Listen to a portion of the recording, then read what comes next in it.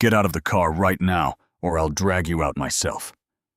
The words hit the night like a slap. Officer Knox Sullivan had not even waited for Major Lena Brooks to answer his first demand. His voice carried the sharp edge of someone who expected obedience, not conversation. To him, she was not a decorated officer, not a mother driving home with her teenage daughter, not a citizen with rights. She was simply someone who had dared to say no. Before we go into this story, where are you watching from today? And if you want more true stories about courage, justice, and the people who refuse to stay silent, subscribe to the channel and give this video a like. It truly helps. Major Lena Brooks had been on the road less than an hour when the flashing lights appeared behind her. She eased the Camry to a stop, steady and calm, with her daughter Maya beside her. Lena had spent years in the Army, most of that time practicing military law. She understood procedures. She understood authority. But she also understood the limits of that authority. And on this quiet Friday night, she recognized immediately that something was off. Knox approached the car already angry, as if the outcome of the stop had been decided before he even stepped out of his cruiser. He claimed she had crossed the fog line. Lena kept her tone respectful, clear, and steady.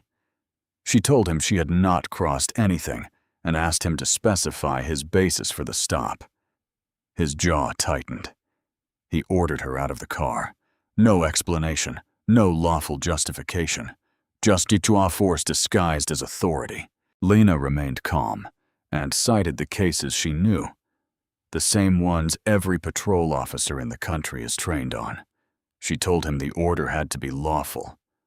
He repeated the command louder, leaning into intimidation. Maya watched her mother with wide, worried eyes, clutching her second phone against her leg. Lena breathed slowly, keeping her daughter in mind with every word she chose. She told Knox she would comply with any lawful instruction. She said it twice. He snapped. He grabbed her wrist, twisted it hard, and pulled her out of the car. She tried to maintain her footing, but he slammed her chest against the hot hood. The metal seared through her shirt as he forced her arms behind her back. The cuffs were tightened past the point of reason. Lena bit down on the pain. She tasted copper. She would later learn the cuffs had broken skin. Maya whispered, "Mom." But Lena pushed out a calm breath and said, "Stay inside. Keep your hands where they can see them." She wanted her daughter to feel some measure of safety, even when none existed. Knox searched through Lena's purse and seized her phone. He did not expect a second phone. He did not expect a teenager with the clarity to stream the entire assault without a single word.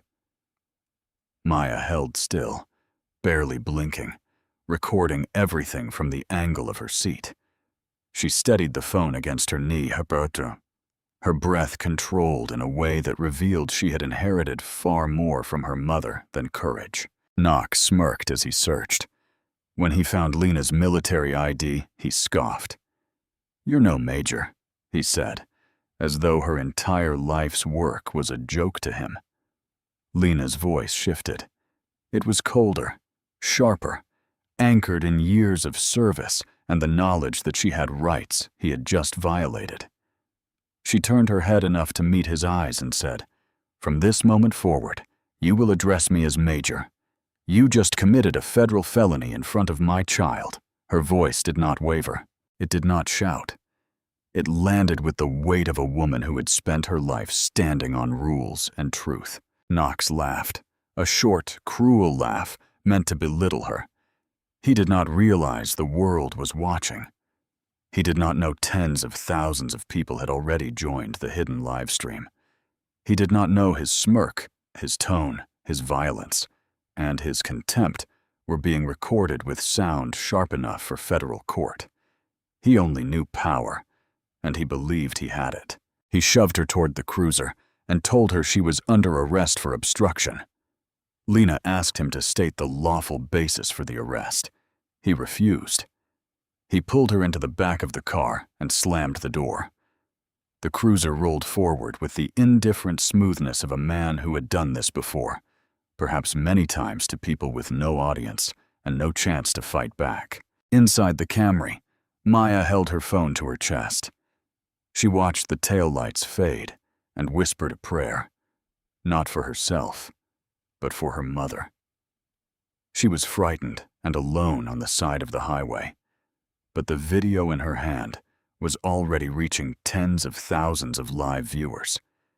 People across the country were watching in real time. Some were calling dispatch. Some were calling state authorities. Some were simply stunned that a woman could be brutalized this quickly for daring to cite the law. Lena tried to steady her breathing in the back of the cruiser. She replayed every second of the stop in her mind, training her memory the way she trained for court. She cataloged his words, the unnecessary force. The moment he seized her phone, even in pain, she knew she had to stay sharp. She thought about her daughter left behind in the dark. She thought about the weight of the cuffs on her wrists. She thought about the long history of stops like this, and the fact that this one, unlike so many others, had witnesses she would never meet. When the cruiser pulled into the Brentwood Police Department, she lifted her chin. She reminded herself that fear is information, and information is something she could use. Knox opened the door and pulled her out with the same careless force he used on the hood. She refused to stumble. She stood straight despite the pain. She did not speak unless she had something worth saying. The door closed behind her with a heavy echo, and Lena knew the night had just begun. What she did not know was that her daughter's quiet bravery, filmed in the stillness of that car seat, was already changing everything. Within hours, millions would see the truth. Within days, Brentwood would never be the same.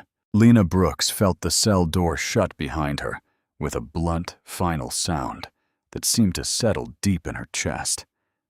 She had been denied her phone call for hours, and each passing minute confirmed that the men in this building believed they could bend the rules to suit their purpose. The cuffs had been removed, and a thin ache circled both wrists where her skin had broken. She sat on the metal bench, breathing with controlled calm, refusing to give them any sign of fear. She reminded herself that she had walked into courtrooms filled with generals and prosecutors who tried to outsmart her, but none of them had ever shaken her sense of self. She told herself that this night would not break her either, even as the weight of uncertainty pressed at the edge of her thoughts. Chief Harlan Voss entered the holding area with the swagger of a man who had held power far too long without accountability. He carried himself as if the badge on his chest were a shield against consequence. He held Lena's military ID in his hand, dangling it between two fingers, as if it were a prop in a play only he understood. He asked her how many years she had been carrying this thing, as if her uniform, her service, and her rank were inconveniences rather than achievements. She looked at him steadily and told him she had worn the nation's cloth for years. He chuckled and said that meant nothing in Brentwood. It was a statement coded in a quiet hostility that suggested he believed the town's borders gave him power over the Constitution itself. Sergeant Earl Bradley followed behind the chief, acting as though the events of the night were entertainment. He smelled faintly of cigarettes, a detail Lena noted and filed away because she knew the importance of remembering everything. She noticed the way he avoided standing directly under the mounted camera in the hallway.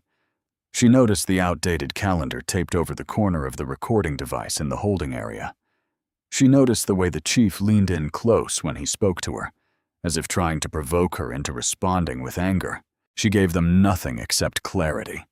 She told them that the arrest had no lawful basis and that she was invoking her rights. They laughed again, a duet of arrogance echoing off concrete. Hours earlier, when Knox had dragged her through the doors, one officer at the front desk asked what the charge was. Knox simply said, "Obstruction." as if that one word erased everything that had led to this moment. Lena had calmly asked for her phone call. Knox told her she would get it when they were good and ready. That phrase now sat in her memory like a marker. She repeated it silently, committing every syllable to her eventual testimony. She knew the importance of language. She knew the weight of exact words spoken during an unlawful arrest. Behind the station's walls, time moved slowly. The fluorescent lights overhead hummed in a steady rhythm that seemed designed to wear down a person's resolve. Lena sat straight, back firm, refusing to let the environment define her posture or her mood. She told herself that every minute she spent here was one more minute she could document, recall, and use. She had no pen, no paper, no phone, so she used her mind. Years of training had prepared her for stressful conditions, and she had one advantage the officers did not know about. Her daughter had the evidence they thought they had seized. While Lena sat in silence, Maya had already been picked up by her grandmother. The phone in Maya's hand, the one the officers never discovered, had continued to spread the video across the country. By the time midnight faded into early morning, the stream had reached millions of views. Voices from every corner of the nation were demanding answers. But inside the police department, none of that noise penetrated the walls. The men who had held her believed control was theirs alone. Sometime after midnight, the holding area became quiet. The shift changed. Knox walked past her cell once more and muttered something about making quota early this month. His tone carried pride, not shame. Lena looked at him through the bars and told him that he would answer for what he had done. He smirked and walked away. That smirk etched itself into her memory, just like every other detail.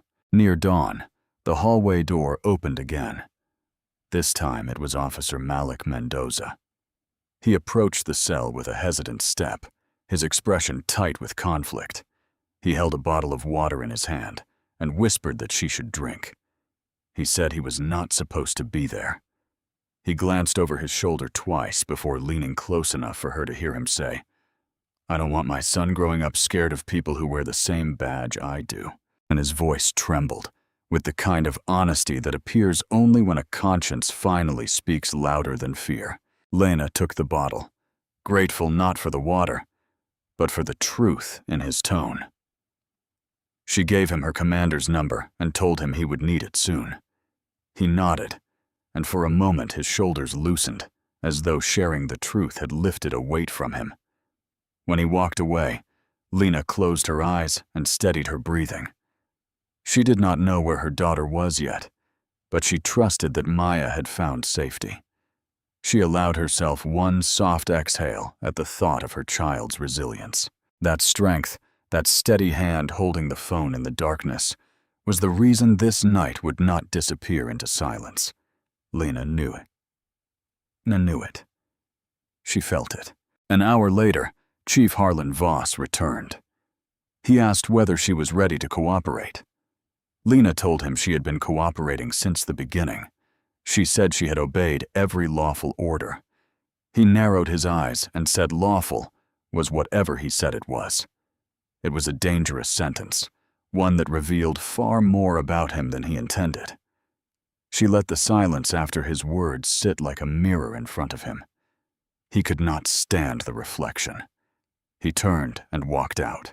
Early the next morning, when the building was still heavy with the tired silence of a long night, Detective Elena Vargas slipped into the server room with a steadiness that came from deep conviction rather than courage alone. She had watched the video of Lena's arrest shortly after it began circulating. She knew the pattern. She knew the wounds it left behind. And she knew that if she hesitated now, the truth would disappear behind the same iron doors that had swallowed so many other nights in Brentwood. She closed the server room door quietly, walked to the main terminal, and began to pull up files she had been told never to touch. The screen filled with names, dates, and timestamps. Some files opened, Others had been marked as deleted, but she knew how to recover them. Within minutes, the words "restored successfully" appeared on the screen again and again. She plugged in a small USB drive and copied hundreds of files. Her hands were steady. Her breathing stayed even. She reminded herself that silence was a choice she was no longer willing to make. While Vargas worked quietly, Lena sat in her cell with her back straight and her mind sharp. Hours had passed since Officer Mendoza slipped her the bottle of water and whispered the truth about his fear for his son. She replayed his words with gratitude and caution, knowing a man torn between duty and conscience often stands at the doorway of change. She trusted instincts shaped by years in courtrooms, where she learned how to read not only faces, but hearts. She believed Mendoza would do the right thing again. She believed Vargas, though she did not yet know her name, had already begun the first breach in Brentwood's wall of silence. Lena focused on remembering every detail of the night. The tone in Knox's voice, the calendar taped over the camera, the moment Chief Harlan Voss dismissed her rank as if her service were an inconvenience. She cataloged it all, keeping her mind active while her body remained trapped. Maya sat at her grandmother's kitchen table with her phone in her hands. She was exhausted and shaken. But she refused to stop watching the numbers climb. The video had reached millions of views by noon. Comments, calls, and messages poured in from every direction. Some people demanded answers. Some demanded justice. Others offered prayers for her mother. Maya took slow breaths between each surge of emotion, telling herself she had done the only thing she could. Her grandmother rested a steadying hand on her shoulder. She told her that the truth had a way of finding daylight even when people tried to bury it. Maya nodded, though she still felt the lingering chill of the night. She had filmed out of instinct, not bravery. But now, seeing the world rally around her mother, she understood her role was larger than she ever expected. Inside the station, Officer Malik Mendoza walked down the hallway with his shoulders tight and his mind racing. He replayed his conversation with Lena, hearing her voice in the stillness of his thoughts. He saw his young son's face and imagined him asking someday what it meant to wear a badge. Mendoza wanted to answer with pride, not shame. He knew that the truth living inside him now required action. Later that afternoon, when no one was watching, he stepped toward Lena's cell again. He did not get too close. He only paused long enough to say, "Your daughter is safe. People are talking. Things are shifting." Lena met his eyes with gratitude. She did not waste words. She simply said, "Thank you." Mendoza nodded, then walked away, a man beginning to understand the weight of the path he had chosen. Meanwhile, Detective Elena Vargas returned home briefly to check on her own daughter before heading to the Brentwood Ledger. She placed the USB drive into a plain envelope, along with a typed note that said, "Only the truth. Do not ignore this." She addressed it to investigative reporter Ava Kim, a woman known for chasing truth even when it cost her sleep, friends, or political comfort. Vargas paused for a moment before sealing the envelope. She whispered a quiet prayer for what would come next, folded the note with care, and set the envelope in a drop box that would be collected soon. As she walked away, she felt her heartbeat settle into a calmer rhythm. She had crossed the line between silence and truth, and she knew she would never step back. Back at the station, Chief Harlan Voss remained unaware of the shift building around him. He still moved with the same confidence, believing his authority was beyond question. He mocked Lena's rank again during a brief visit to the holding area, telling her that her military service meant nothing here. She did not respond. She simply watched him, measuring the man behind the badge, understanding that his arrogance would become the very evidence that unraveled him. She had seen men like him before, Men who mistook fear for respect. Men who believed power was a birthright rather than a responsibility. She quietly reminded herself that she had stood in rooms far more intimidating than this one, and survived them all. In the early afternoon, as Maya's video continued to spread, the first national commentators picked it up. Lawyers recognized the citations Lena had given during the stop. Veterans recognized the tone in her voice when she demanded to be addressed by her rank. Parents recognized the fear in Maya's hands as she filmed. And activists recognized the pattern, the fog line, the escalation, the arrest without cause.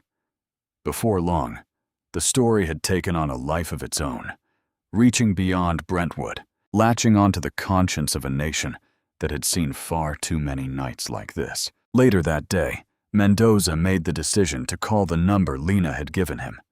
He dialed it with trembling hands, expecting anger or confusion on the other end. Instead, he heard a calm, measured voice belonging to Lena's commanding officer.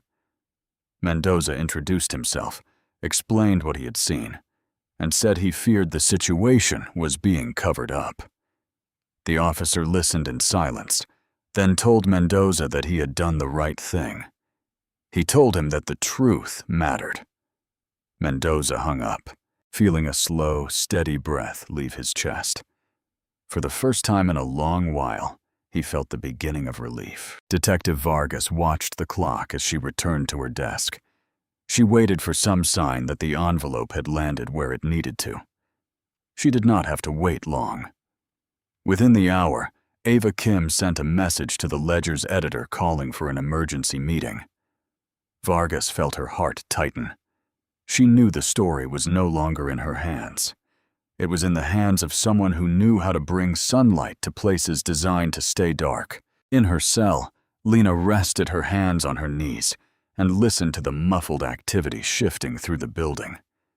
She sensed a change in tone, a faint tension in footsteps, a whisper of unease from the officers who passed by. She could not place the details, but she knew something had shifted. She sat taller, steadier, her mind ready for whatever would come next. She had walked into this night with the truth on her side. And now, slowly, quietly, cracks were forming in the wall built to contain it. Ava Kim opened the unmarked envelope at her desk with the quiet awareness that some stories arrive without warning, but refuse to be ignored once they land. Inside was a small USB drive and a single sheet of paper with the words, "Do not ignore this."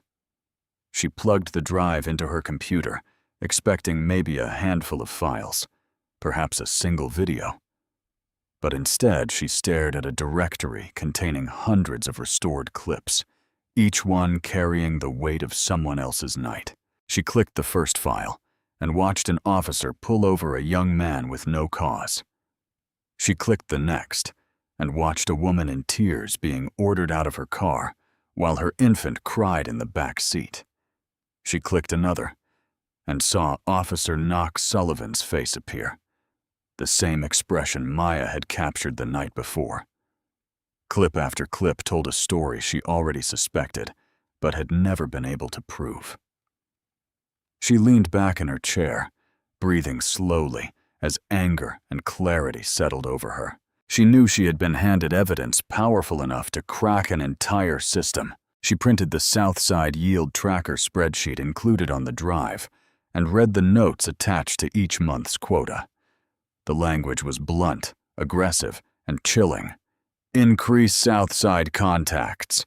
Keep pressure steady. Numbers slipping. Fix it. One email from Mayor Owen Ellis stood out, telling the chief they needed more stops that quarter, or they risked losing a significant federal grant. She read the sentence twice, feeling the truth settle like a weight in her chest. This was not policing. This was a business plan, built on the bodies and fear of Southside residents. Ava called her editor and said they needed to meet immediately. She laid out the evidence on the table and said the words every good journalist carries like a sacred promise. "We can't walk away from this." The editor nodded, sober and stunned, and approved the story without hesitation. Ava worked through the evening with a focus sharpened by purpose, cross-checking files, matching timestamps, verifying emails, and preparing a piece that would land like a hammer. She wrote with a clear, steady voice, explaining the patterns, the quotas, the manipulation of federal grants, and the machinery of pressure that had been grinding against Southside for years. She did not embellish. She did not soften. She let the evidence speak, and the evidence spoke loudly. While Ava worked, Lena remained in her cell, unaware of the storm building outside. She sat still, palms resting on her lap, mind calm, even as she waited for her first phone call. She had memorized every face that mocked her, every detail of the night, every word spoken with contempt. She reminded herself that dignity is a form of power. Even when stripped of freedom, she thought of her daughter and trusted that Maya had found strength in the people now watching the video. She trusted that someone out there was listening. But she did not yet know that Elena Vargas had risked everything, or that Ava was preparing to bring the truth into daylight. By dusk, Reverend Marcus Lewis stood before his congregation at St. Matthew Baptist Church and told them they would gather outside the police station for prayer and witness. He spoke with a quiet authority shaped by decades of funerals, vigils, and community meetings where sorrow and hope intertwined. He said they would show up not with anger, but with truth, because truth had always been their strongest defense. The church members nodded, their faces reflecting years of fatigue and a deep longing for justice. Word spread quickly. Families called neighbors. Teachers called parents. Business owners closed early. By nightfall, hundreds of people stood outside the station, not shouting, not threatening, simply praying in unified, steady voices that carried farther than any siren. Inside, officers shifted uneasily. Some refused to go near the windows. Others whispered questions about the crowd, about the video, about the names trending across the nation.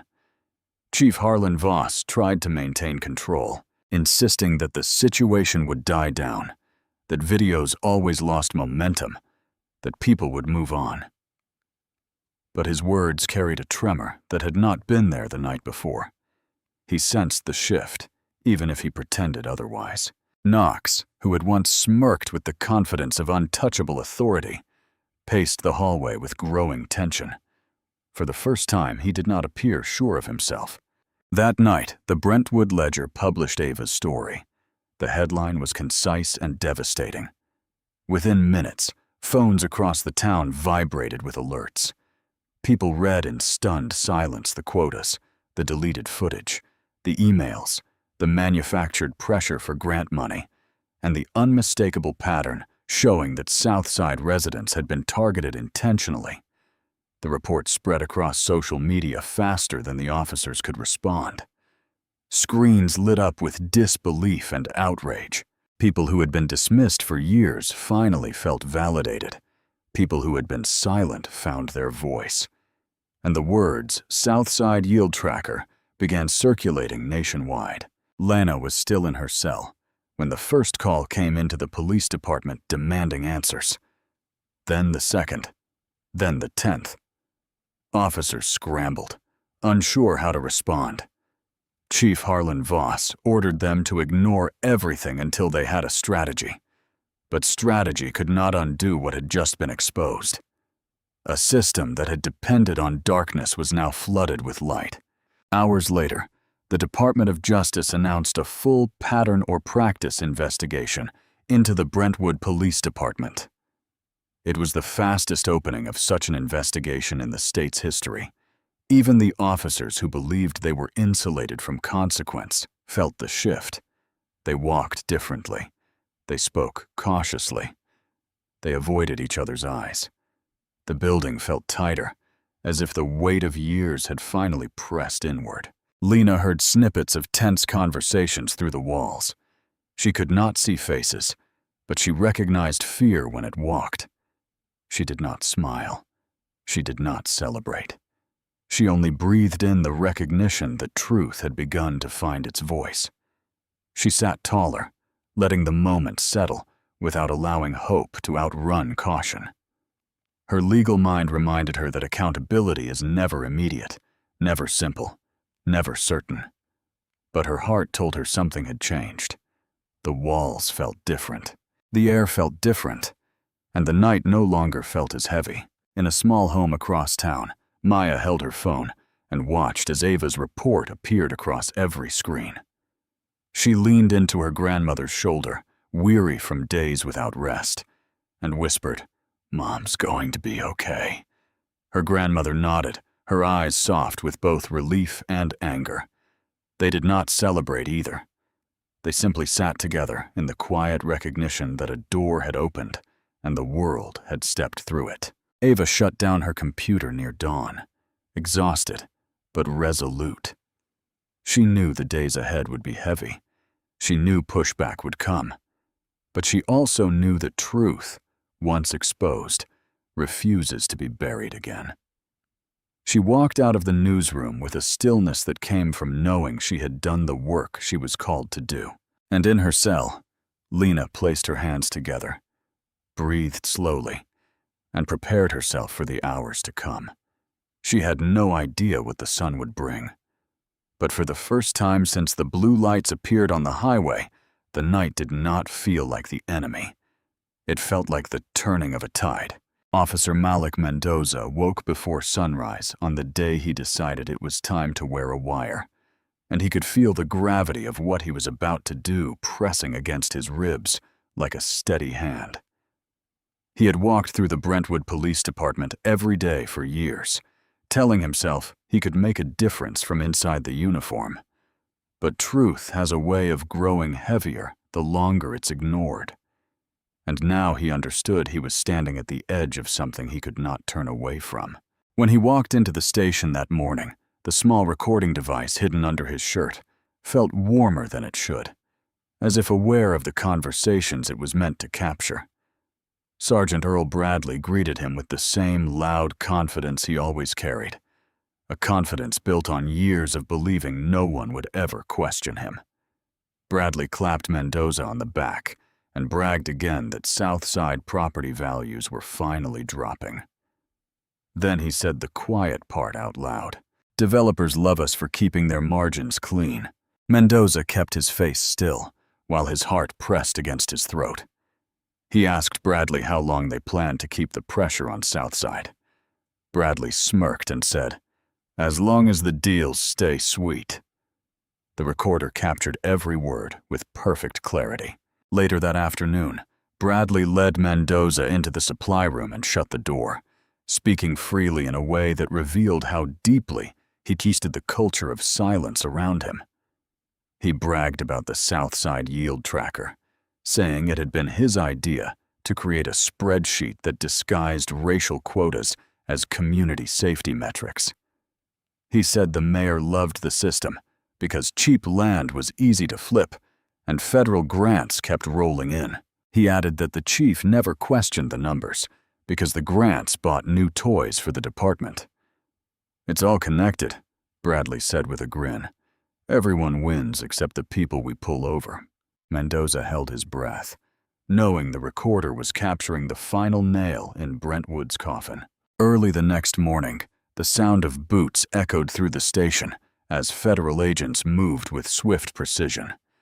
They entered through every door, calling names, securing hallways, and escorting officers away from computers, phones, and filing cabinets. Bradley was found in the server room holding an industrial magnet, trying desperately to erase files he believed would save him. The agents pulled him away from the equipment as he shouted that everything had been taken out of context. His voice cracked the way a man's voice does when he finally realizes he is no longer protected by the walls he helped build. Officer Knox Sullivan tried to flee the state. He made it as far as a gas station outside Pensacola, where federal agents found him stuffing a large amount of cash into the spare tire compartment of his car. He claimed he was going on vacation. They didn't bother responding. The evidence against him was overwhelming, and the video Maya recorded had become one of the most viewed clips in the country. When agents placed handcuffs on him, his face lost the arrogant stillness he once carried so easily. He looked older, smaller, and deeply aware that his life had changed forever. Across town, the mayor held a press conference in an attempt to regain control. Owen Ellis stood behind a podium and blamed a few bad apples, insisting the city had no knowledge of wrongdoing. He used every familiar phrase, every practiced expression, every polished word meant to distance power from responsibility. But minutes after his speech, his private emails leaked online. One message in particular spread across the nation like a spark. Keep the heat on South Side until the land is cheap enough to flip. His attempt at political survival collapsed instantly. The people of Brentwood saw the truth in his words, and no prepared statement could erase the damage. Inside the police station, Chief Harlan Voss watched the chaos unfold with a growing sense of dread. Agents escorted officers past him, some silent, some crying, some shouting that they had only followed orders. Harlan tried to maintain authority, but it slipped from his grasp the way dry sand slips through an open hand. When an agent informed him he would need to surrender his badge pending investigation, he stared for a long moment before finally unclipping it. For years, he had believed his position insulated him from consequence. Now he stood small and humbled in a hallway he once ruled without question. As the walls of Brentwood PD shook with consequence, Major Lena Brooks stepped out of her cell for the first time since her arrest. She was released without apology, without explanation, and without acknowledgement of the injustice she had endured. The officer escorting her avoided her eyes, speaking only when procedure required it. Lena stood with straight posture, refusing to let the building see the fatigue resting in her bones. She asked for her belongings. The officer hesitated before handing them over, knowing the department's fate rested partially on the woman standing before him. When Lena stepped outside into the morning air, she felt a quiet shift in her spirit. She did not smile. She did not celebrate. She simply acknowledged that justice was beginning to breathe. Maya ran to her mother with tears in her eyes, holding her tight. Lena wrapped her arms around her daughter and whispered that she was safe. She thanked Maya for her courage, for her presence of mind, for the strength she had shown when confronted with fear. Her daughter's recording had become not only evidence, but a symbol of the power ordinary people hold when they refuse to turn away. That afternoon, the U.S. Attorney's Office announced that multiple officers were being charged, including Knox and Earl. The mayor was under federal investigation. The chief faced accountability for years of unlawful patterns, and Brentwood PD, once confident in its ability to operate in the shadows, now stood fully exposed. Malik walked out of the station with a steady stride, knowing his choices had changed the course of the investigation. He was not a hero in his own eyes. He was simply a man who had reached the end of what silence would allow. When Lena thanked him outside the building, he looked down for a moment and said only, "I just want my son to grow up trusting the people who protect him." She nodded, recognizing a truth deeper than any badge. In the days that followed, the town changed overnight. The station's parking lot was filled with reporters. Residents gathered in community meetings led by Reverend Marcus Lewis, who told them that justice begins when ordinary people decide the truth is worth the risk. Families drove past the highway with a newfound understanding of what had been taken from them. Ava Kim continued publishing article after article, documenting the collapse with clarity and precision, ensuring the story would not fade into another forgotten headline. And through all of it, Lena remained focused, calm, and deeply aware that this moment, as dramatic as it was, represented only the beginning. A system does not fall in one night. It falls when the people it was built to intimidate refuse to bow. The collapse had begun. The reckoning was coming. The first day of the federal trial arrived with a quiet weight that everyone involved could feel. Even before the judge entered the courtroom, Major Lena Brooks, now wearing her dress blues, walked to the witness stand with deliberate steps, each one shaped by years of military service and the long, painful memory of that night. She carried herself not as a victim seeking sympathy, but as an officer determined to speak truth with clarity and control. When the prosecutor began questioning her, Lena answered with the same measured precision she used in military tribunals. She recounted the moment the blue lights appeared, the unlawful commands, the force used against her, the pain of the cuffs biting deep into her wrists, and the words she said to Officer Knox that had echoed across the country. "From this moment forward, you will address me as Major." Those sitting in the room leaned slightly forward as she continued, her voice steady, her posture firm, her recollection exact.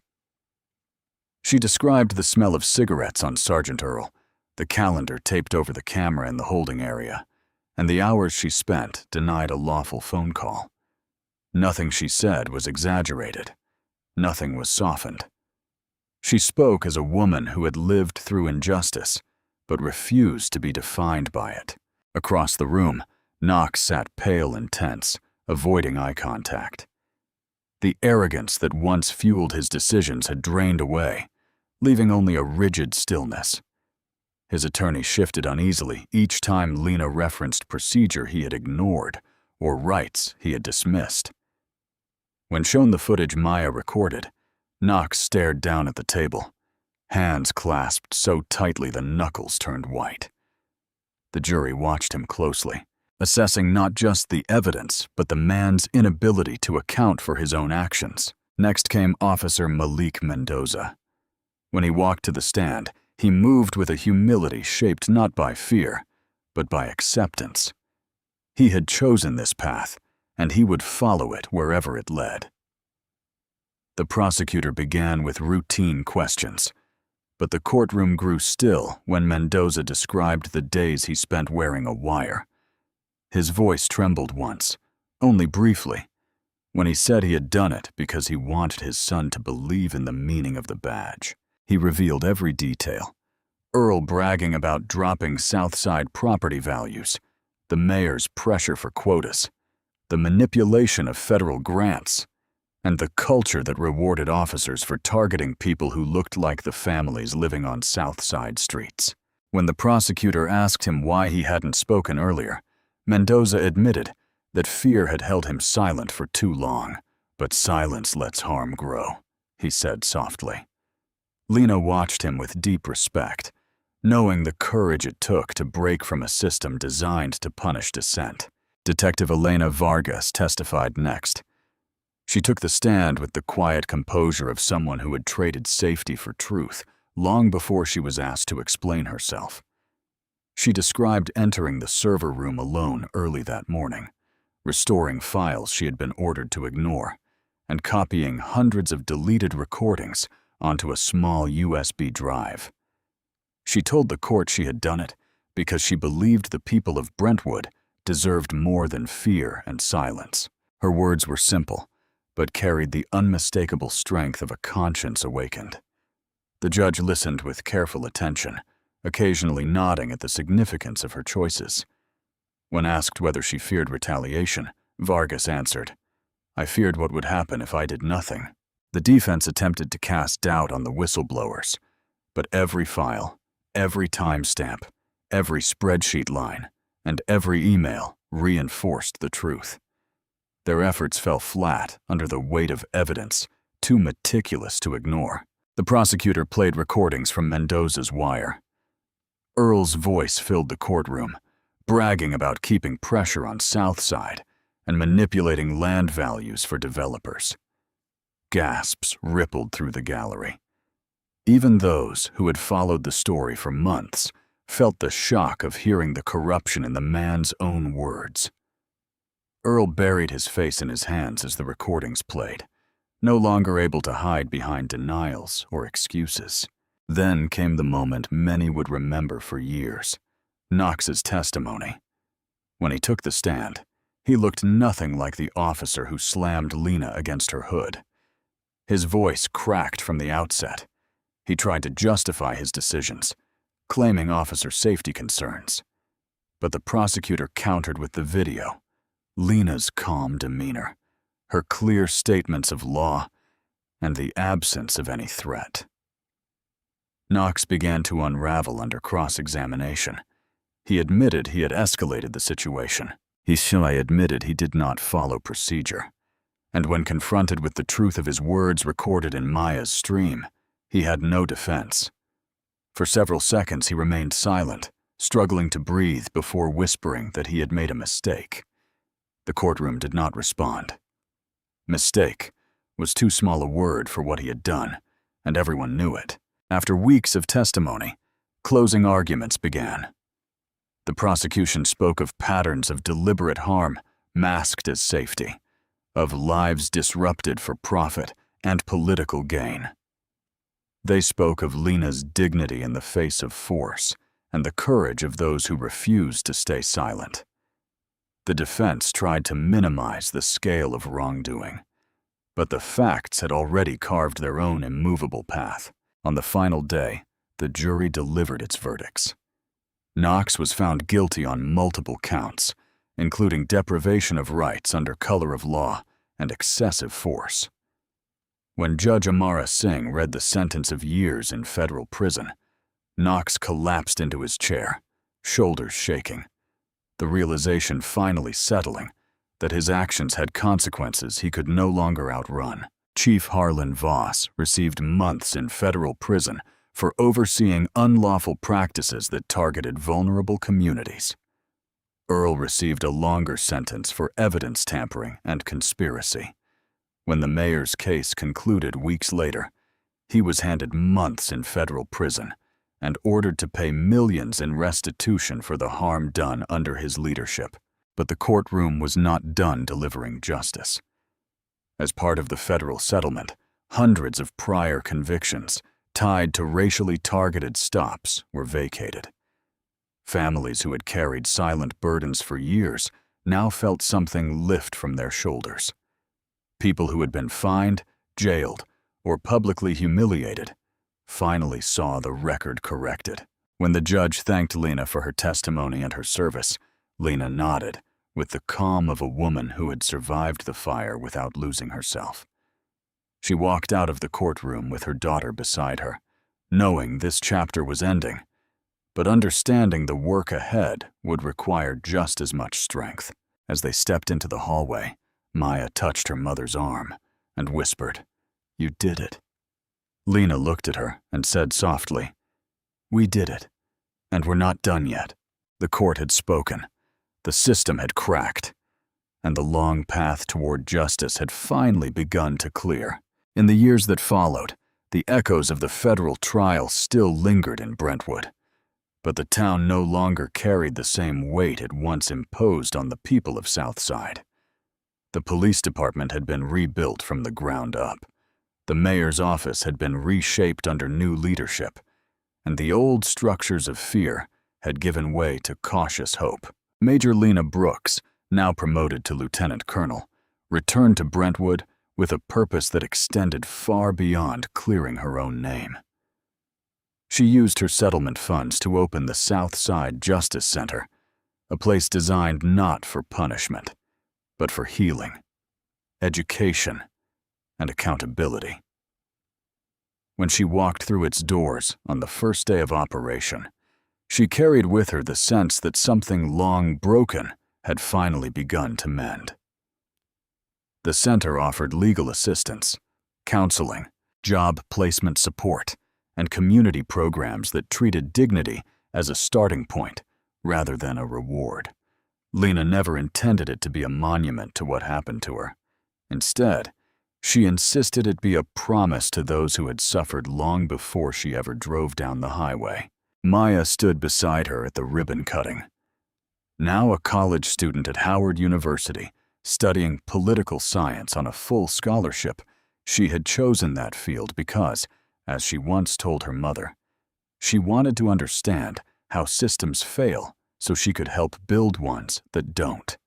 Lena listened that day with a pride that softened the memory of every moment she spent in that Brentwood cell. Officer Malik Mendoza became one of the center's first partners.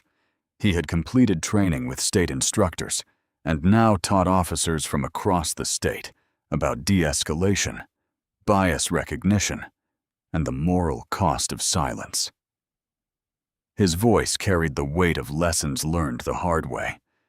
He often told his trainees that wearing a badge meant standing for something larger than authority, and he reminded them that courage sometimes requires speaking against your own. People listened, not because he spoke loudly, but because he spoke from a place shaped by fear, regret, and eventual redemption.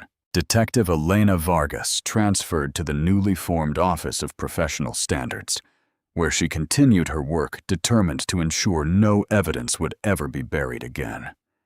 She visited the Southside Justice Center often, not for praise, but because she believed the story of Brentwood had taught her something she did not want to forget, that truth is not accidental. It must be chosen. Across town, Reverend Marcus Lewis used the aftermath to rebuild both hearts and relationships. He held community meetings where families spoke openly about years of fear and frustration.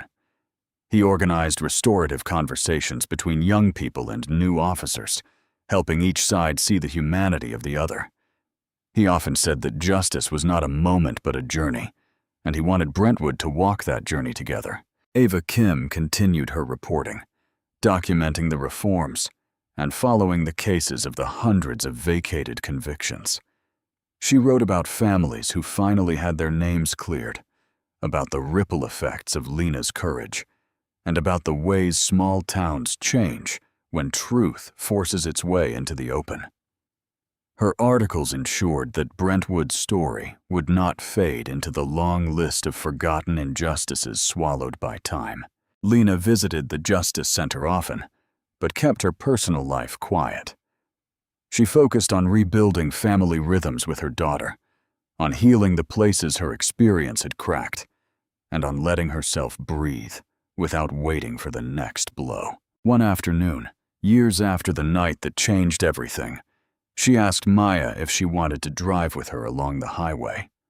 Maya nodded, understanding the significance without needing to ask questions.